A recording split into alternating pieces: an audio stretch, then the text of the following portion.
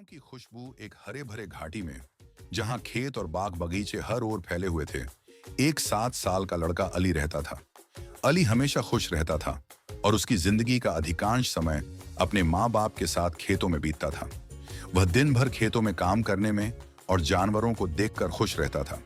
अली का घर एक छोटे से और खूबसूरत घर में था, जो गांव के बीचों बीच था। सामने एक बड़ा सा खेत था, जिसमें धान, गेहूं और सब्जियां उगाई जाती थीं। इन खेतों के बीच में एक छोटा सा तालाब भी था, जिसके चारों ओर पेड़ों की घनी छांव थी। यह तालाब गांव के लिए बहुत महत्वपूर्ण था, क्योंकि पानी की कमी कभी महसूस नहीं होती थी और पूरे गांव के खेतों में आसानी से सिंचाई हो जाती थी। अली के पिता बशीर एक मेहनती किसान थे और माँ शमीम घर के सारे काम करती थी। जब समय मिलता, वह भी गांव की औरतों के साथ खेतों में काम करने आ जाती। अली का दिन हमेशा कुछ खास होता, क्योंकि वह अक्सर खेलते हुए खेतों में जाता, जानवरों को देखता और अपने माँ बाप की मदद करता।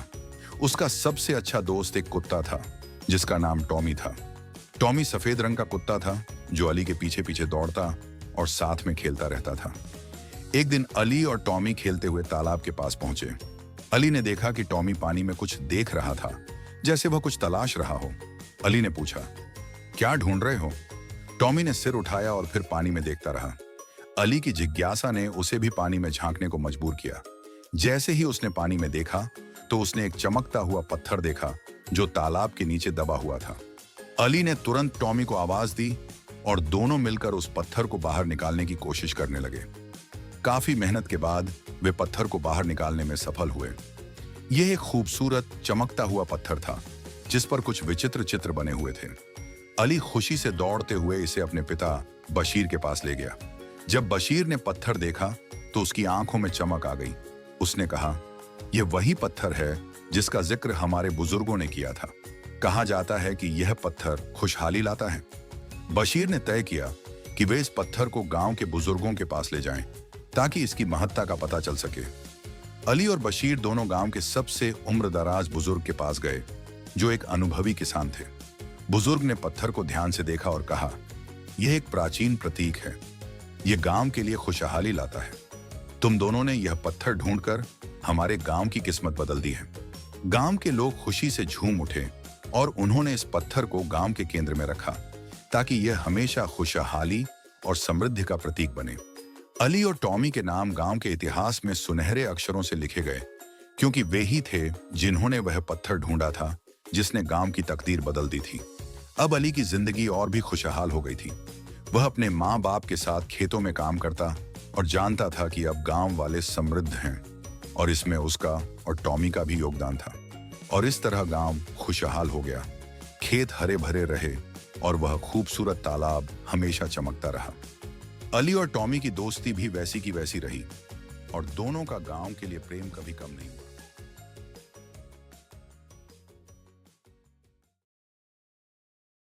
छोटे और पुरसुकून गांव में अहमद नाम का एक लड़का रहता था। अहमद अपनी ईमानदारी और नेकी की वजह से पूरे गांव में मशहूर था। वो एक नेक मुसलमान था, जो हमेशा अपने वालिदैन की सिखाई हुई बातों पर अमल करता था। उसकी माँ अक्सर उसे नसीहत करती, बेटा, ईमानदारी कामयाबी की कंजी है, दुनिया में भी और आखिरत में भी। अहमद ने यह हमेशा अपने वालिदैन की सिखाई बात दिल से मान ली थी और हमेशा उस पर अमल करने की कोशिश करता था। एक दिन दोपहर के वक्त अहमद अपने दोस्तों के साथ गांव के करीब हरे भरे खेतों में खेल रहा था। खेलते खेलते उसका पांव किसी चीज से टकराया। तजस्सुस से उसने झुककर देखा, तो वो जमीन में दबा हुआ एक छोटा सा चमड़े का बटुआ था। अहमद ने बटुआ उठाया और खोला। उसके अंदर चंद चमकते हुए सोने के सिक्के और एक तह शुद्ध कागज था। अहमद ने एहतियात से कागज खोला और देखा कि उस पर एक पता लिखा हुआ था। उसके दोस्तों ने बटुआ देखा और खुश होकर कहने लगे, अहमद, तुम कितने खुशकिस्मत हो। उन सकों से तुम जो चाहो खरीद सकते हो, एक नई पतंग, मिठाइयाँ या खिलौने। लेकिन अहमद ने साफ इनकार कर दिया। नहीं, उसने कहा, ये मेरा नहीं है। कोई ना कोई उसे खोने की वजह से बहुत परेशान होगा। इस्लाम हमें सिखाता है कि अमानत वापस लौटाना एक नेकी है। मुझे उसके मालिक को ये वापस करना होगा। उसके दोस्तों ने उसे समझाने की बहुत कोशिश की, लेकिन अहमद ने उनकी बात मानने से इनकार कर दिया। वो बटुआ लेकर घर गया और अपने वालिदीन को दिखाया। उन्होंने उसकी ईमानदारी की तारीफ की और उसे मशूरा दिया कि वो खत में लिखे पते पर जाए। उसके वालिद ने कहा, बेटा, ये तुम्हारे किरदार हैं का इम्तिहान है। हमेशा याद रखो, अल्लाह इन लोगों को पसंद करता है जो सच्चे और ईमानदार होते हैं। अगली सुबह अहमद खत में लिखे पते की तरफ रवाना हुआ। वो गांव के आखिरी हो गए। कोने पर एक छोटा सा सादा सा घर था। अहमद ने दरवाजा खटखटाया। कुछ देर बाद एक बूढ़े आदमी ने दरवाजा खोला। वो थके हुए और परेशान दिखाई दे रहे थे।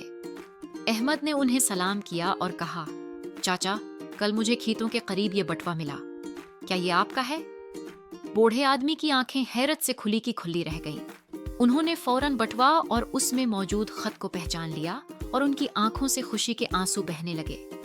हाँ बेटा, ये वाकई मेरा है, उन्होंने लरजती हुई आवाज में कहा। ये बटवा मैंने कल है बाजार से वापसी पर खो दिया था। ये सिक्के मैंने अपनी बेटी की शादी के लिए जमा किए थे। मैं तो दिल ही दिल में सोच रहा था कि ये कभी नहीं मिलेगा। अल्लाह तुम्हें जज़ाए खैर दे मेरे बच्चे।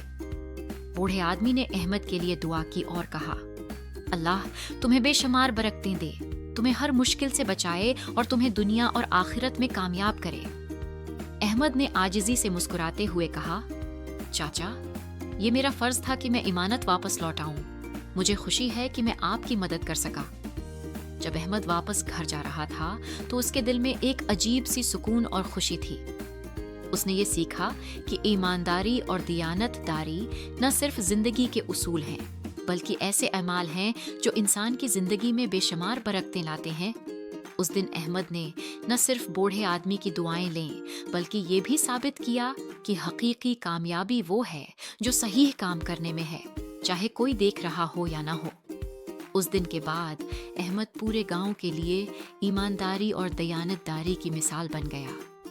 उसकी कहानी गांव के हर बच्चे को सुनाई जाने लगी ताकि वो भी इस्लाम की तालीमात पर अमल करें और एक नेक जिंदगी गुजारें।